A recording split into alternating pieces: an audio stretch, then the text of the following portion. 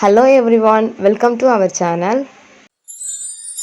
இந்த வீடியோவில் என்னெல்லாம் பார்க்க போகிறோன்றது மேலே ஹெட்டிங் கொடுத்துட்டேன். ஸோ ஃபஸ்ட்டு டாப்பிக்காக க்ரோஷெட்டோட ஊக் அனட்டமி அண்ட் எப்படி ஹேண்டில் பண்ணுறது தான் சொல்லிக் கொடுக்க போகிறேன். பிகினராக இருக்கீங்கன்னா ஊக் சைஸ் 3.5லேருந்து 4.5 வரைக்கும் யூஸ் பண்ணிக்கலாம்.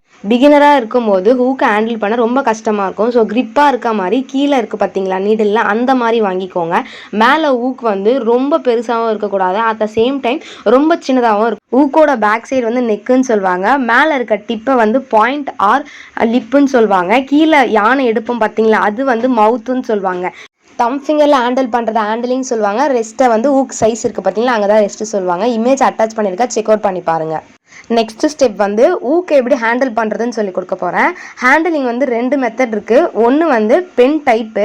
ஸோ இது வந்து ரொம்ப ஸ்லோவாக பண்ணுற மாதிரி இருக்கும், தென் ப்ராஜெக்ட் நீட்டாக வரும். ஓகேவா? இப்போ தான் க்ரோஷெட் பழகிட்டு இருக்கீங்க அப்படின்னா இந்த மெத்தட் ட்ரை பண்ணுங்கள், உங்களுக்கு ரொம்ப நீட்டாக ப்ராஜெக்ட் வந்து அவுட்புட் கிடைக்கும். ஓகேவா? ஸோ இந்த ஸ்டெப்பை வந்து நீங்கள் ப்ராக்டிஸ் பண்ணிகிட்டே இருந்தால் தான் வரும்.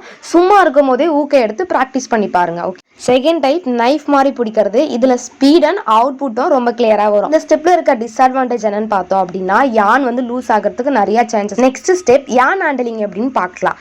பிகினராக இருக்கீங்க நிறைய பேர், இதில் தான் மிஸ்டேக் பண்ணுறீங்க. ஸோ ஃபஸ்ட்டு எடுத்த உடனே நீங்கள் ப்ராடக்ட்டில் வந்து இன்வெஸ்ட் பண்ணாதீங்க. ஓகேவா? ஒரு கிளைண்ட் எடுக்கிறீங்க, இல்லை நம்ம ஃபைனல் ப்ராஜெக்ட் பண்ணுறோம் அப்படின்னா மட்டும் யானில் இன்வெஸ்ட் பண்ணுங்கள்.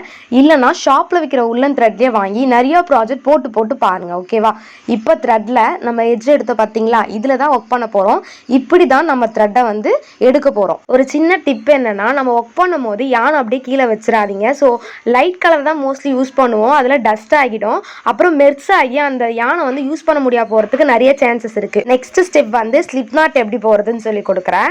ஸோ ஸ்லிப் நாட்டில் ஒரு எட்ஜை நம்ம லெஃப்ட் ஹேண்ட்லேயும் இன்னொரு த்ரெட்டை வந்து ரைட் ஹேண்ட்லேயும் பிடிச்சிக்க போகிறோம். ஸோ இப்போ ஒரு சர்க்கிள் ஃபைண்ட் ஆச்சு பார்த்தீங்களா வீடியோவில், அதுதான் ஸ்லிப் நாட். நம்ம அந்த செயினை யூஸ் பண்ணி தான் நம்ம ஃபவுண்டேஷன் செயினே போட போகிறோம். ஓகே, வீடியோவை ஸ்லோ பண்ணி பாருங்கள். ஸ்லிப் நாட் போகிறது ஒவ்வொருத்தரும் ஒவ்வொரு ஸ்டைலாக போடுவாங்க.